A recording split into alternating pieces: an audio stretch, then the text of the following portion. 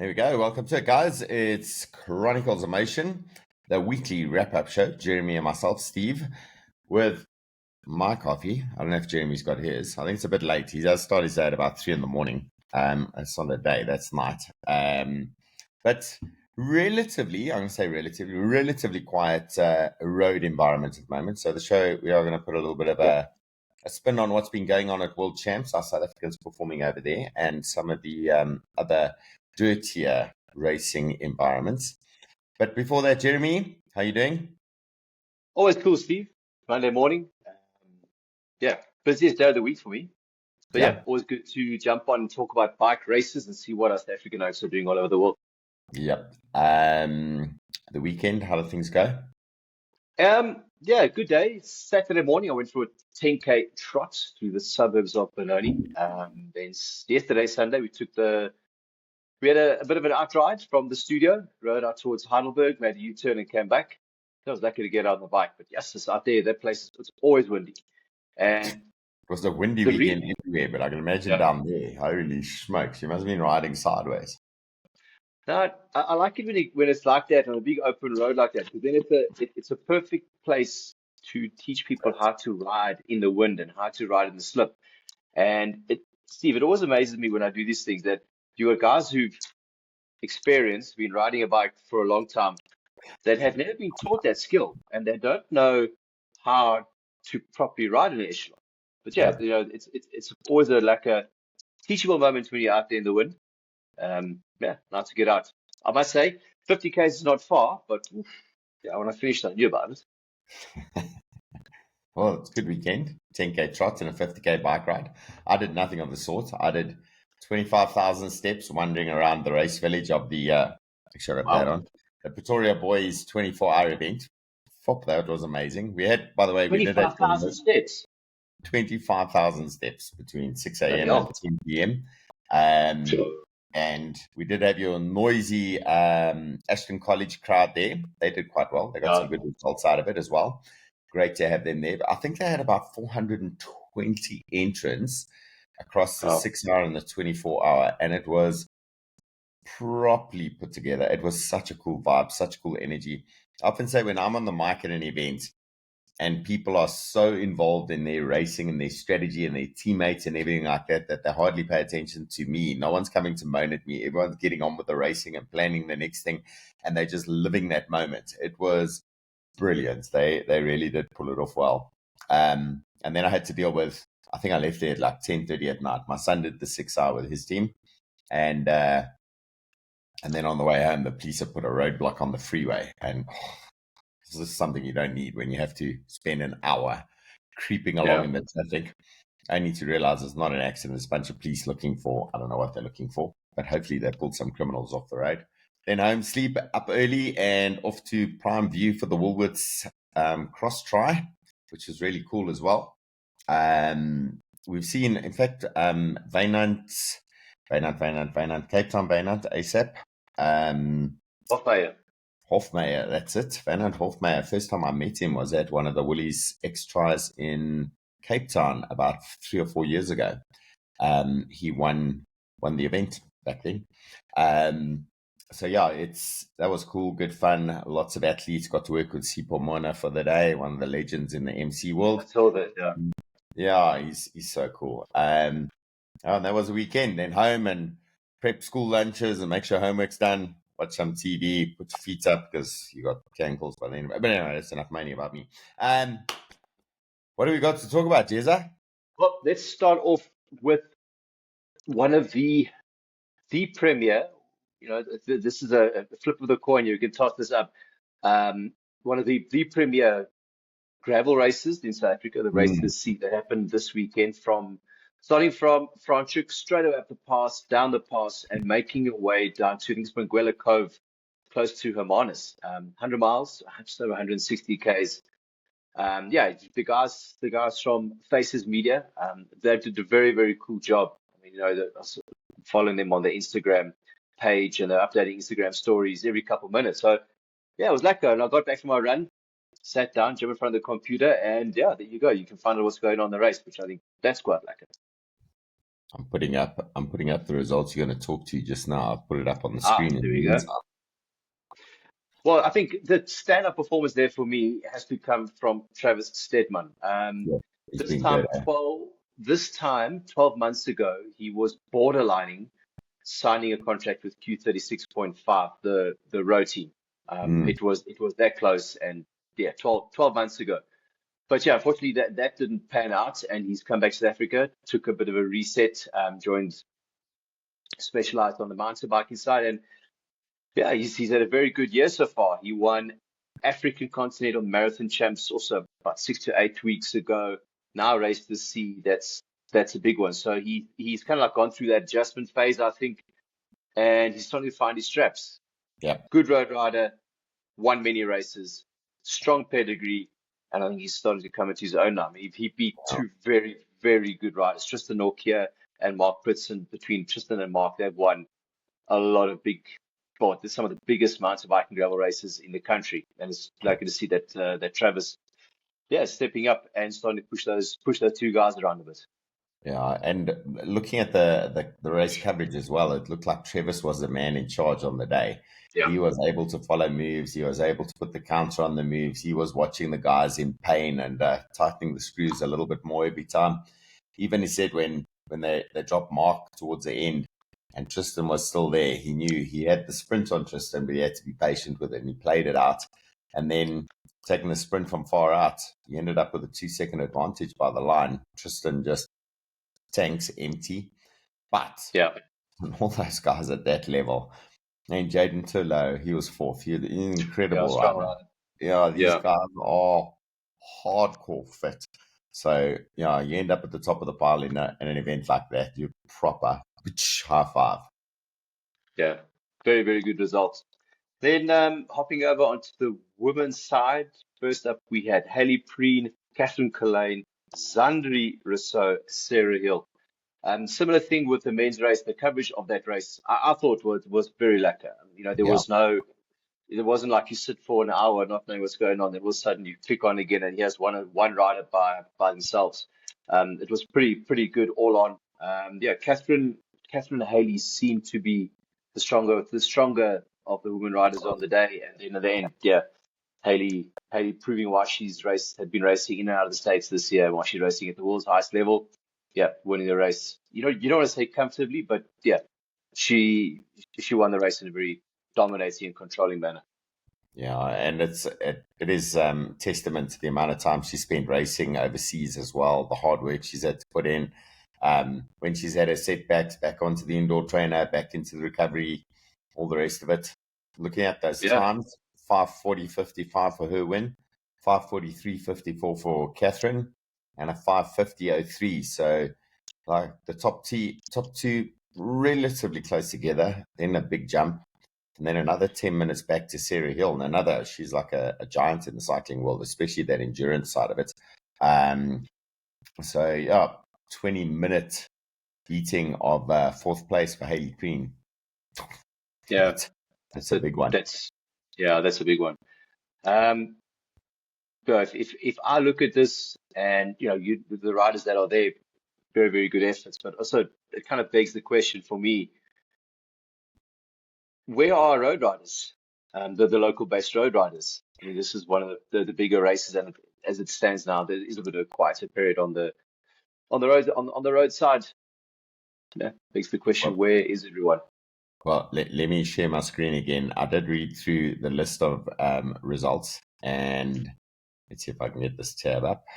There we go. Not that one, that one, that one. Let's just check how it brings up. There we go. Travis Stedman. So here's the results. I'm going to read them out to you. Travis Stedman, Tristan Norkia, Mark Britson, Jaden Turlow, Rudy Kuhn, Jan Vittar, Wessel Buerta, Dan van der Walt. There's a rider who's a mountain biker, but a little bit of road in him. Loert Goosen, Christian Klopper, roadie. Daniel Loubser, Jean-Pierre Duplessis, Kim Bonskoning, Arno Du Toit, Reinhard Janssen van Rensburg, 15th, roadie. Wynand Hofmeyer, 17th. Hey, look at him up there. Philip Bass, Alec Kaleski, Eric Haynes, Kevin Benkenstein, Jaco van Dijk, 24th. Jared Hay, 25th. Kent Main, 26th. Casper Kruger, 28th. Keenan Rook, 31st. It's almost like even Flavio Venceslao, he's a Cape Town based rider now, 37th. Luke White, Nick White's son, 47th. That's pretty good. Khalisani Ndebele, 54th. Who else have we got on this list?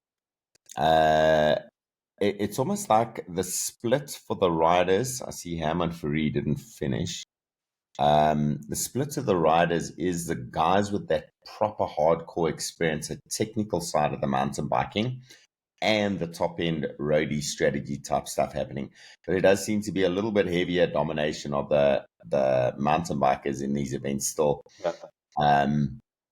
And then the roadies seem to be a little bit behind that. The shirts I'm wearing at the moment was the old Cullinan to Tonteldush race. And that was won by the year I was there was, where is he? Kent Main. Kent Main won that with Keenan Rutt. And they put the mountain bikers in their place just because it was a long, open, dusty roads. And I think that event was 260 odd Ks or something. It was psycho long. But yeah, the guys are good, hey? I find these events super entertaining and super fun to watch. And when you see the guys come in at the end, they are broken. They've definitely given their all. Yeah, definitely. Again, I mean, I always give my insights, inputs, looking at it purely from a road and track riding perspective. Whenever you see the guys finishing these races, they come in head hunched over the handlebars. Yeah, it's a long, hard, dusty day out there. Yeah. But they do a good job, and it is good to see. I must admit, it's looking at even going through the list of the ladies out there, and the ladies in the mix of the overall, Hayley Preen was 60th overall, Catherine Collane 67th overall, 75th overall was Zanri Rousseau. So top 75 was the top three ladies in the mix. Remember, they're racing their race, so they're not in mingling with the men. Danielle Stradham, 112th. I'll go through the list here. Ela Stowe, Adrian Moolman, Monica Glover. She's been around and done lots of riding. She was 148th overall. Who else have I got there? Michaela Benkenstein, Ricky Lee Brookstone, we mentioned earlier when we were chatting offline, 212th overall, sub-bet ladies. Nicola Freitas, she's one of the brand ambassadors to the race, a doctor. Lucy Zelenkova in there, two-time half Ironman or Ironman winner internationally. Hardcore athlete, that one. Yeah, I think it's really cool. Events like this, I love them. Yeah, very like that. Speaking of dusty roads and getting dirty and emptying yourself out, it's Mountainbike World Champs over this weekend. Yep, and over the last couple of days. In fact, let me share that screen as well. I'm getting quite good with this technology, eh? How slick am I? I'm going to put up the schedule for the guys on the screen. I know you can't see it because you're working off your phone. There we go. Let's share that one. So this is just bringing up the schedule of the events that are happening. And you must keep in mind, Jeremy, mountain biking has so many sub-disciplines to it. There's PumpTrack, which I don't understand. PumpTrack should be a BMX function. It literally is, the guys have got to be able to push that bike up and down, keep the speed going. And it's not really about pedaling. It's about pumping the handlebars so that you build speed around those tracks. And the skill of those riders is incredible. There's the e-mountain biking categories, which they have in the enduro side and the cross-country side, although I'm not going to bother going through the results here. My personal take on e-bikes, social, helping people who need to get up a level, but I don't think it should be something that's going for a world champs or something like that. Cross-country marathon, downhill, cross-country short track, cross-country Olympics. So they've had their opening ceremony. They've done the enduro event, and I'm going to talk about the results there from two of our riders.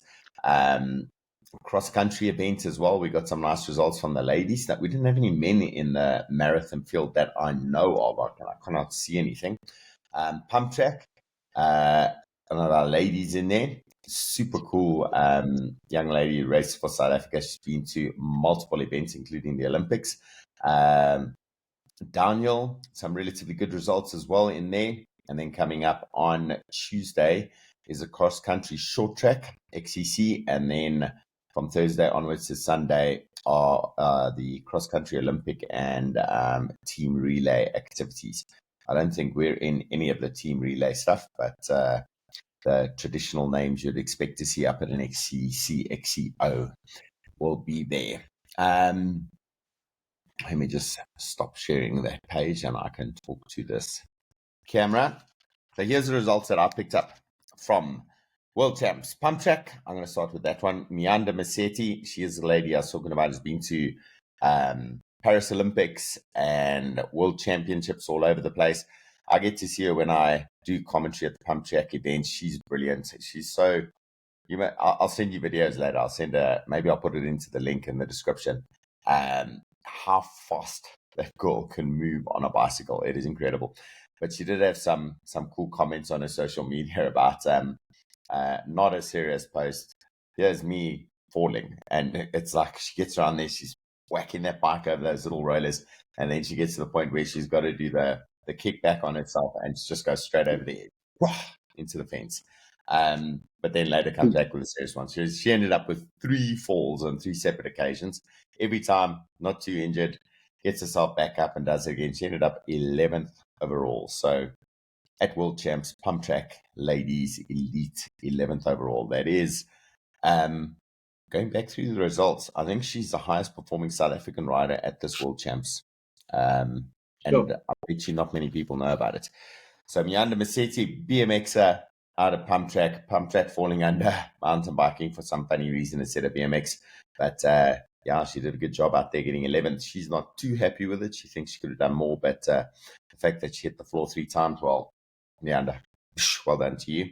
Marathon event, really cool, tough going, especially with those Europeans in the mix. Such a crossover of the marathon because you get lots of those roadies, ex-roadies coming through and taking on the event. Plus, you get so many of the Americans who are so hardcore in the gravel world coming through to the marathon side of it as well. On the marathon, by the way, the winners there were both American. So, yeah, they taken Keegan Swanson and Kate Courtney, taking the win in both of them. Yeah, which is, I mean, Keegan Swanson, well-known character, proper rider, done epic, all of those things. But a well-deserved win to him. And then Kate Courtney, she demolished the field. It was, looking at the times, they were crazy. But our South Africans out there, 29th place, Bianca Haw, 1 hour, 16 minutes down on the winner. That's how hard the race was. She was 29th, and it was 1 hour, 16 minutes down. And the field went down to about 80th place of finishers. So good result for her and super capable. I think the more she does it, the better she's going to get. And then our Namibian claimer is South African Vera Looser, 8th place. So that is one better than Miranda Maseti. 8th place for her. A phenomenal ride, 27 minutes down off Kate Courtney, but right up at the sharp end of the race. So well done to Vera Looser. I couldn't pick up any men in the men's marathon event. On to the Enduro. Richard Roux Jr. was a winner there. Total time 29 minutes. Let's switch that phone off. I thought it was on silent. He took the win, 29 minutes, 37.67 seconds to do all the runs. Jason Boulle, the man who's been on the show before, I do a relatively regular show run with him. 32 minutes, 22.79 seconds for his runs. He ended up 53rd overall. He's been getting better and better for every single one of the events. And then behind him, Keira Duncan, 32.27.13. Keegan Brand, I think he ended up going across to race in the downhill side, and he didn't get the selection for the Enduro. And then Ariel Bear, I believe, was supposed to be our third rider, but she ended up breaking her arm. And nothing to do with cycling. So that was her World Champs brought to an end. But there we go. Keira Duncan at 32.27. He did say he had a big wipeout on one of the runs. The weather did seem to change quite a bit out there and put up some big challenges on him. He is a proper class rider. So 53rd and 58th for Jason Boulle and Keira Duncan, respectively. Downhill side, some nice results coming through. Just understand the downhill, you have to qualify. So they do qualifying, and you have to fall within a certain percentage of the field to go through to the next round. So by the time they get to the finals that we see on TV, they've already whittled that field down. The guys have done a few runs out there. The winner in the men's was Jackson Goldstone. That guy has been absolutely demolishing the field. And if you watch the highlights on his run, and his winning time, by the way, 2 minutes 54.153. Those guys are at their limit, every muscle working at its hardest. And you can imagine what that's like, going flat out for almost 3 minutes. And we get another call coming. Sorry, guys. Friends calling me from Ireland. Hello, Megan. I'll give you a shout later. So he took the win. We had Rory Kirk coming in 59th. He literally, 59th position was 20 seconds down. Only 20 seconds. That was the difference between the two. Johan Potgieter, 73rd.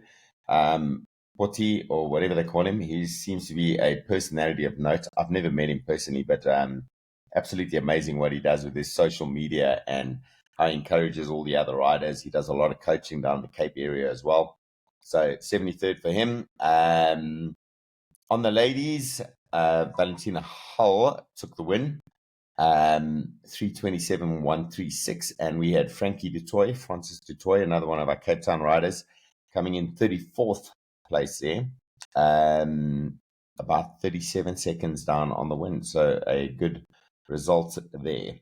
The rest of it, I couldn't pick up any other results on the system. But we do have coming up XCC and XCO. So we're going to see a fair number of our riders we talk about on a regular basis participating there. And obviously the big one will be Alan Hatherley defending those world champs stripes. Is he going to be able to do it? The last of the events, he got himself a 4th. He was in the mix. He was talking very positively. So let's see how it goes.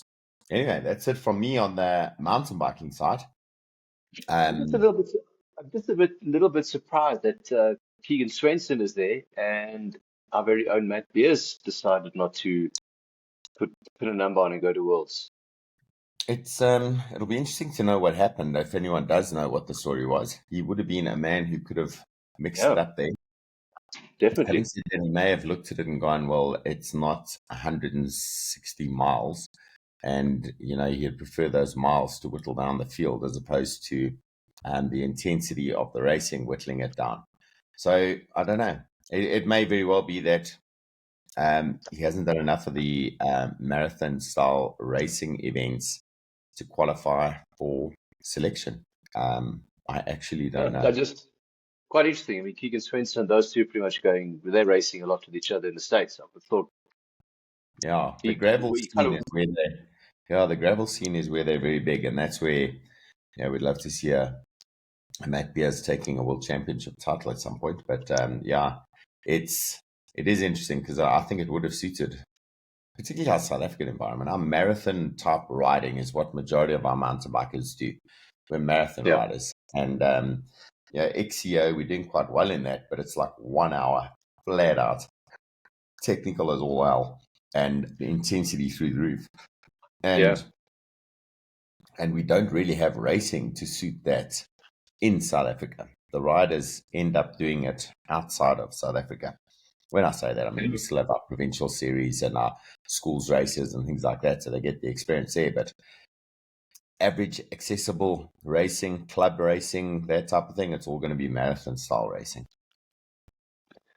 Yeah, so quite a lot happening on the dirty roads for the South Africans. Yes, exactly. But we do have the build-up coming for World Champs, and I think that's going to be the big focus. You were talking about some of our ladies that are out there making their final preparations for World Champs. Ashleigh, Moolman-Pasio being one of them. Ashleigh, Tiffany, Keep, Sonora Grove, they're all going to final preparation phases for World Champs. I would imagine that they will be heading off to some kind of altitude because, Kigali is not sea level at all. You need to get some altitude adjustment done. Funny enough, I spoke to Blaine Kieck on Saturday morning, and he's actually in Joburg as we speak. His whole preparation will be to He flew in end of last week with the main focus here getting the altitude adjustments to get ready for Kigali. Maybe you must call him in and do a little person-to-person chat with him in his preparation, talk to him about his season. Or maybe I can corner him out in the cradle of mankind, because I often see him out there in the middle of Tuesday morning. I'll go for a ride tomorrow. Blaine, if you're listening, see you out there, buddy. We'll do a little interview. So sticking with our women, our top level racing when they final preparations for world champs, and then Maddie Leroux riding for Canyon SRAM Continental team. She is lining up tomorrow in France for a 6-day stage race in France called the Ardèche. So yeah, we say this every week. After a crash, she seems to have come right, got her training together, and she's going to be hitting this race, and then from there starting to taper off and get ready for world champs in Kigali. Yep. Then hopping over to our elite racing men. We speak about him often, Louis Meintjies, our premier South African road race or stage race rider. After yesterday, he's currently sitting on 18th place on GC. So a top 20 in another Grand Tour seems to be on the cards. He was top 20 in the Giro this year, top 20 in the Criterium du Dauphiné. And the way things are going now, he's poised to grab another top 20 in a Grand Tour. A lot of guys will almost give anything just to ride a Grand Tour, let alone be in the top 20 and consistently doing it. Yeah, so Louis doing a good job at the Vuelta. Yeah, and it's been quite the challenging event. Not only have they got a really tough parcours to deal with, the course, the climbing, and we saw them taking on that insanely steep, what is it thing called? Roux. It's also Roux on Friday, they're doing like 7 k's an hour up the climb, and they're going flat out. There's nothing they can do about it. And the guys running next to them, it looks like they're running up a staircase. It's so steep. But they also have to deal with all these pro-Palestinian guys mixing it up. Something I'm not excited about. I don't like seeing any of that politics coming into sport. It's got nothing to do with the riders. If they wanted to do it properly, maybe they should sponsor a pro-Palestine cycling team and pay the salaries of the riders to get them exposure instead of crashing riders out, you know. It makes me very irritated. I saw the latest news that they might not even have the final stage on Sunday in Madrid. That'll be a shame. You know, all the riders from all the various different teams. I mean, the world of professional cycling is an international sport. It's not like just because the team is based in France, for argument's sake, it's going to have all French riders. It's all multinational, and the riders are there to race their bikes and do a job. You see, I don't mind a statement being made, but when the statement is being made by being a retard, because that's what I think they are, then it's stupid. There is ways of doing this the other way. And if Israel Premier Tech is going to sponsor and support the sport, which is what they're doing, they're not doing it. They're not doing they're there to get exposure for their brand.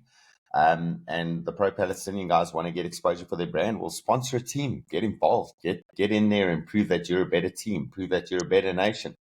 That's the way to do it constructively in a way to get the fans on your side, because I think they're making the fans not like them.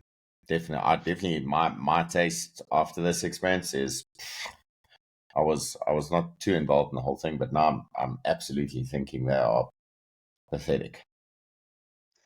Yeah, and it's just, you know, I think the both of us we like to follow the race and see what is going on, to kind of keep a finger on the pulse of what's going on. And you're just hearing some of the stories coming out of the main racing group that certain riders are telling or suggesting that riders from Israel Premier Tech rather leave the race, which I think is utter bullshit.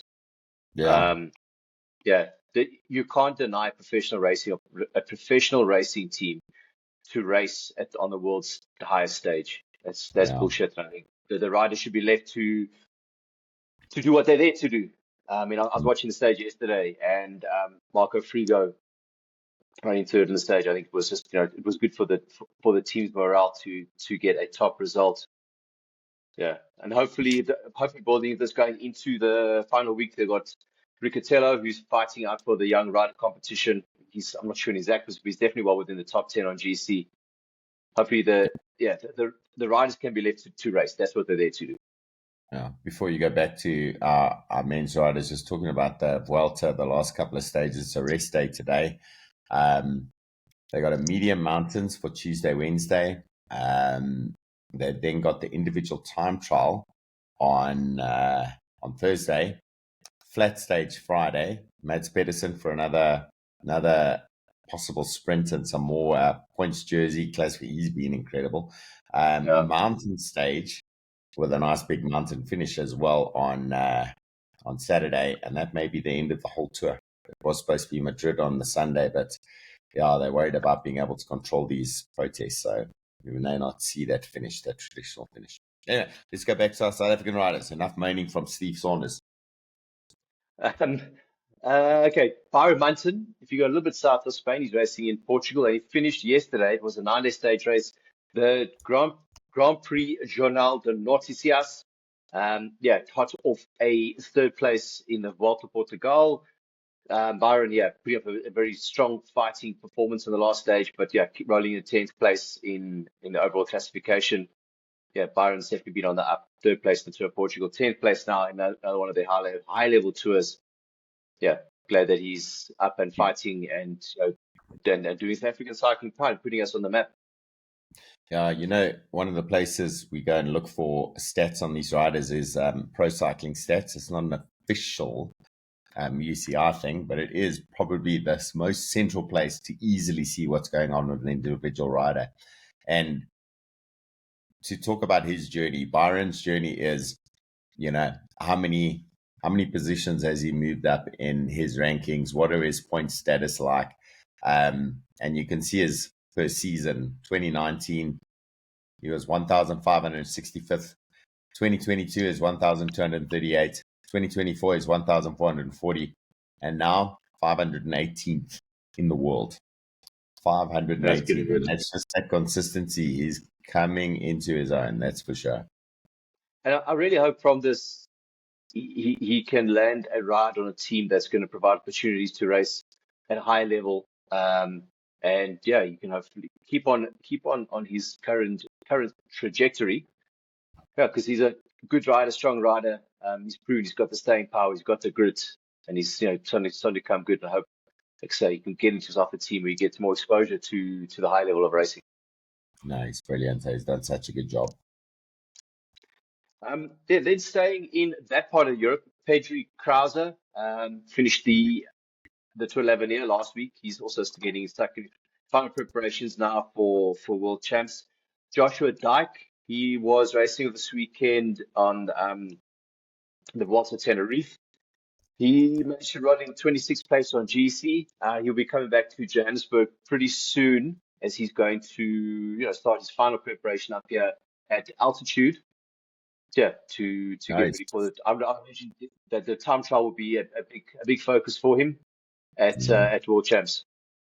Yeah, I chatted to his parents the other day. I saw them out in the cradle on a bike ride, and they'd just come back from a week of hanging with Josh for his 21st birthday in Spain. Yeah, so that was cool. Yeah, not a bad place to spend your 21st birthday. Yeah, exactly. And also against not this what I'm going to talk about next now. Not so much about racing; it's about what's happened to one of our riders that is currently based in Spain. Stefan De Bod, the last little while, he's had 2 unfortunate training incidences, and he's out for a little bit. Crash, stitches in his jaw, broke a few fingers, but he's back at home trying to get back on the mend and then get back to the racing end of September. Yeah, that's unfortunate because he's had a good season. I think it's been this change from World Tour team down one level, but he's really it's like giving him the opportunity to shine again. And unfortunate to have that at this moment in time.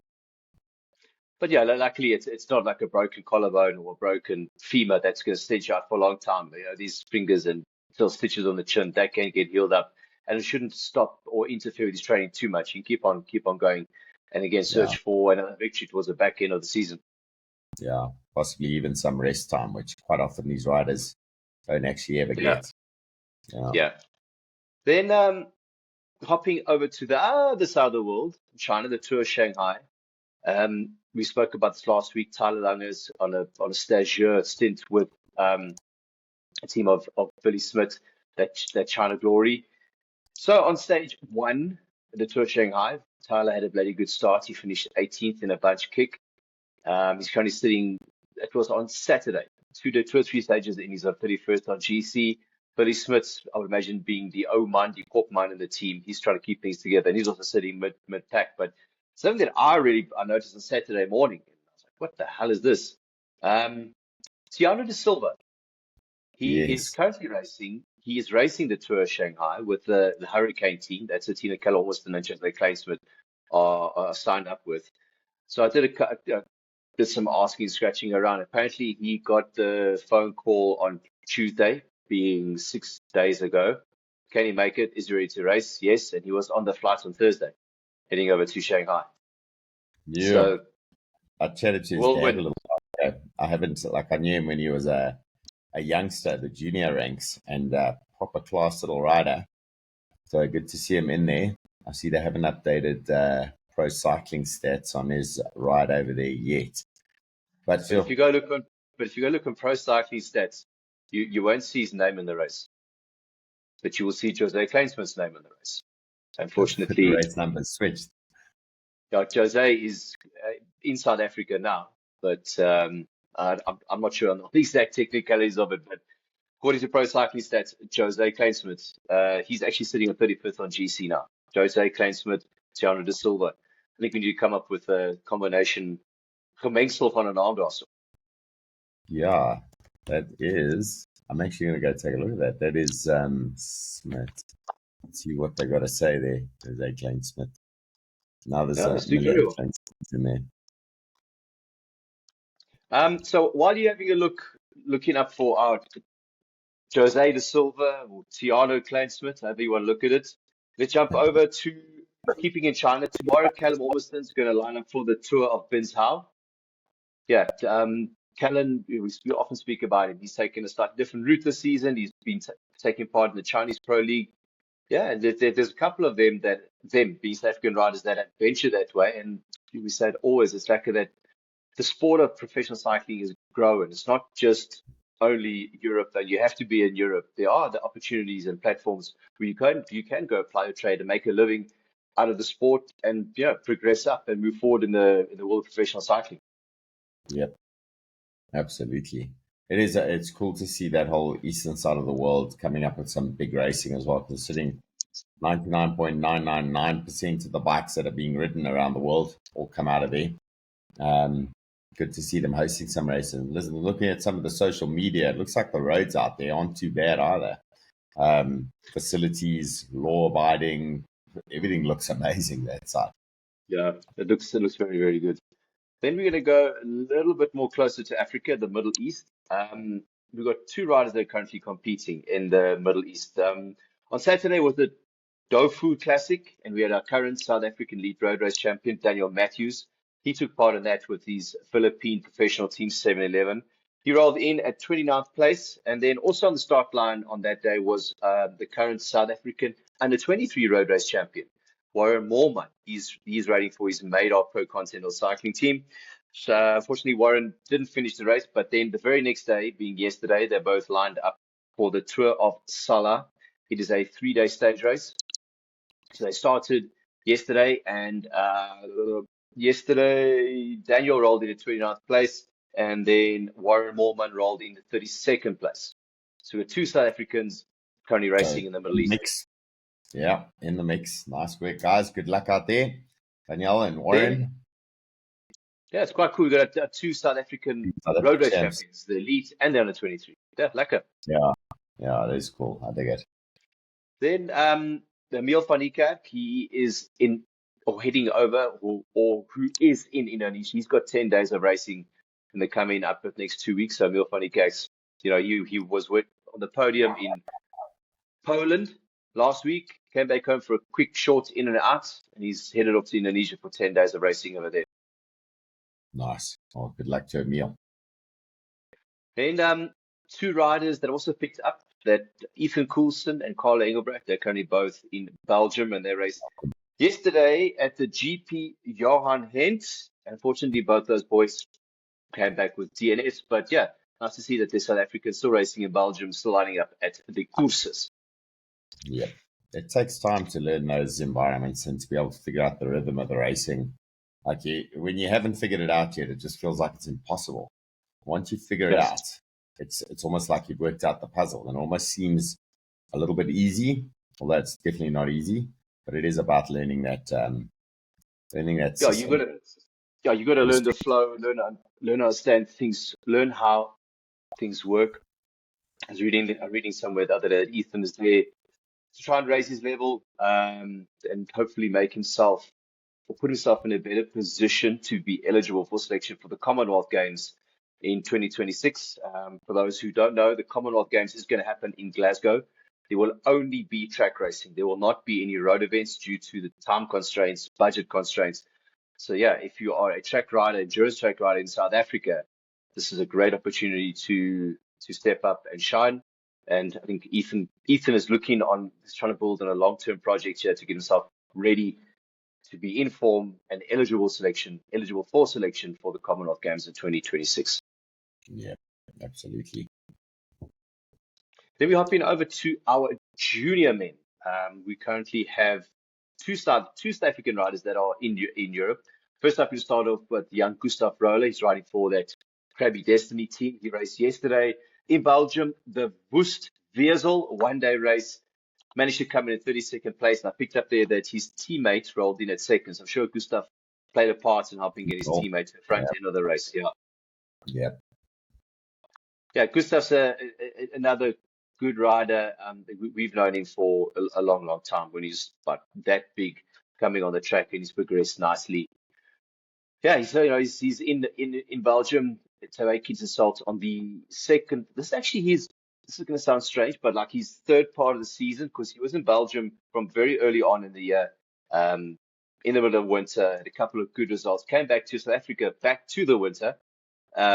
He was racing up here, building on his form. He then went back to Belgium, had Junior World Track Champs a week or two ago, and now he's going for the back end of the season of Belgian racing. Because now from next year, he's going to be an under 23 rider, so he needs to get some kind of good performance, good results to get himself a ride in the team for the 2026 season. Yeah, absolutely. Then Josh Johnson, he was racing for his Grenke Auto Erle team. That is the junior Red Bull Hansgrohe feeder team. They raced in Switzerland on the weekend, and the GP Roy Biland, my pronunciation is probably horrible, as I always say, I probably butchered these names. But yeah, he came in pretty much mid-pack. He had a very good opening stage one. He rolled in at 13th place. Yeah, I think Josh is his main focus now. It's also going to shift towards the time trial at Junior World Champs, which is going to be on I think it's the 20th. Yeah, his time trial will be on the 23rd of this month. Big, strong guy. Big, strong guy, massive engine. I don't want to put any. I don't want to put any pressure on him, but I think a top result is definitely possible with him. And hopefully, he can in the coming weeks get his preparation dialed in, get all these things right, so when he gets on the start line on the race day, the time trial, he's able to deliver the best that he can deliver. If he delivers the best that he can deliver, yeah, a top result would not surprise me. Yeah, exactly. I wouldn't be surprised either if he was up there for the running. Let's hope it all works out for him. He's a rider when the mindset's there, and remember when he's riding Worlds, it's going to be riding for South Africa, so he's not going to have the team responsibilities he had before. Yeah. It's time trial. He's riding for himself, so he gets the opportunity individually to go and do his thing. He isn't under instruction to, hold back, take it easy, go hard in a certain segment so he can check things out for his teammate or nothing like that. So I think it's going to be a good one for him. On a similar sort of note, I see Nicholas van der Merwe, our South African Bulgarian. He's back in South Africa. I chatted to him last week. He's saying he's here for the altitude preparation for World Champs. I see he's been doing a lot of work on his time trial bike. It's also another rider that, if he gets it right on the day, he can also deliver a very, very solid performance. If I just backtrack to Gauteng Time Trial Championships earlier this year, out near Perez, memory serves me correctly, he actually he ran the quickest time of the day, even compared to the leads under 23s. So if he gets his things dialed in, he can have a good performance. Yeah, I've seen him out in the cradle when I'm out there, and he's out there doing his hours, 4, 5, 6 hours at a time.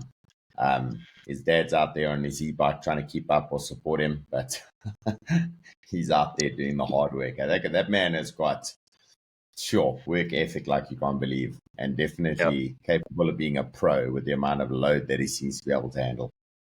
Yeah, definitely. All right, Steve, well, that's it from me on the road side. Like I said, it's not a super busy time, but a lot of our top end riders are getting ready for Worlds. And in Europe, I don't want to say the season is winding down because that's not exactly it yet, but it's starting to slowly head towards the back end of the season. Yep. And there's not as much intensity as what there was 2 months ago. Yeah, and it does. The storyline of the year always is this super exciting. What's going to happen here? What's going to happen there? And then you sort of settle into the personalities that have been repetitively performing. We get to the end of the Grand Tours. Vuelta coming to an end now. All the Grand Tours seem to disappear. World Champs is the next thing. By the way, before we go, I just want to call up and show the guys the profiles on World Champs from the UCI website. And then we head to the closing autumn races, and then it's, well, for you and I, it's super exciting because all the track racing starts again, as well as the cyclocross. And then for us in South Africa, we're out doing our runs, getting sunburnt because, well, it's summer here in South Africa. But got to do it, man. Got to do it. Jeremy, I want to share this this page from the UCI, and it's of the World Champs. So it shows the schedule and all the rest of it. I've done a lot of work around this stuff. Just going on to the start of the whole thing is going to be the time trials, 21st of the 9th. So ladies event, 31.2 Ks, 460 meters vertical ascent. Not too bad. A fair number of twists and turns, but the route there, a long section of out and back, and then looping around and back in again. Profile, they go out over a hill, come back over the hill, and then back in towards the end. A little bit of a climb, a little bit bumpy, and then onto the finish line is how the route works. It's going to be the same route for all of them. Just the total distance is going to vary. The men go that little bit further out past the climb. And the interesting one to look at is when we go through the schedule. So 21st, 22nd, the time trials. Junior men individual time trial on the 23rd. Team relay, we don't really get involved in that at South Africa. I don't know why. I thought it would be quite cool. But the women's elite road race, 27th of September, 164 Ks, 3,350 meters vertical ascent. There's the circuit they're doing. It's the main circuit that all the races do. If you look at the elevation profile in the middle of the screen, it looks like a saw. It is just up and down, left and right, and turns all over the place. So they go 1, 2, 3, 4, 5, 6, 7, 8, 9, 10, 11 laps. It is going to be more like a criterium than anything else. It's definitely going to be a race that's going to be whittling those riders down. And we did discuss the men's route the other day, 267.5 kilometers, a massive 5,475 meters elevation.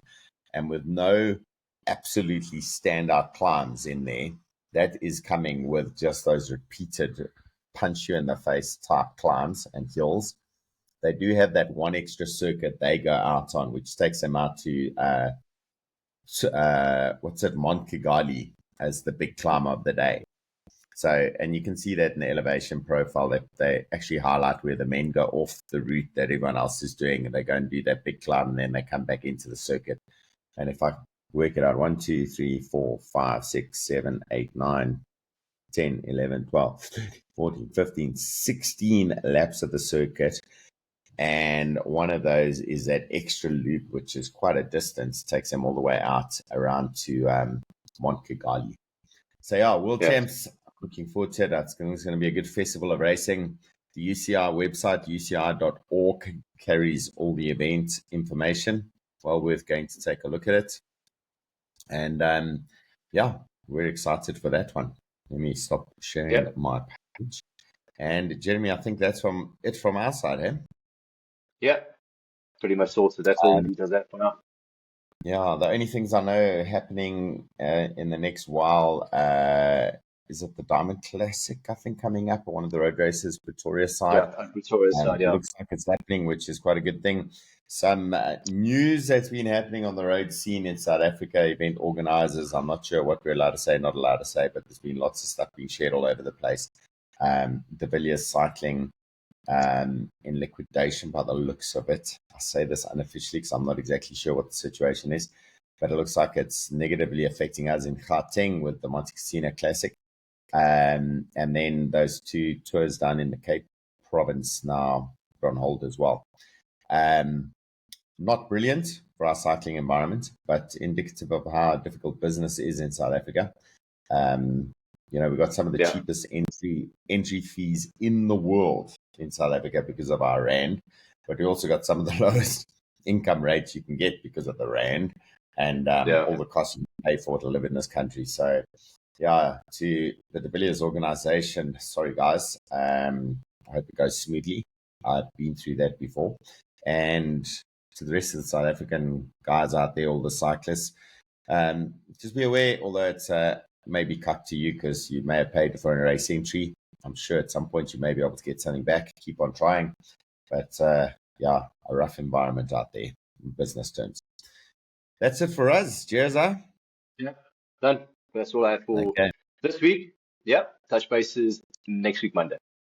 Looking forward to it. To all the riders out there, guys, keep on rocking it. Send us your news. Keep on with the social media. Tag Jeremy, Bycroft Performance, or myself, Steve Saunders. And the more we know, the more you make us aware of things, the easier it is for us to be able to share the news. The most consistent of those news sharers, I've got to say, is One Movement Africa. They're amazing with what they do in promoting their riders. That's why we're always mentioning guys like Byron and Josh Johnson and all the rest of them, because they do such a good job with their media. And any of those riders out there struggling off on their own, maybe it's worth going to chat to them and seeing what a management company can help you do in elevating your profile. That's it for us. As I said, third time over. Cool. Jeremy, thank you for all your insights. You're absolutely amazing. Guys, we'll chat later. Have a good week. Cheers. Bye.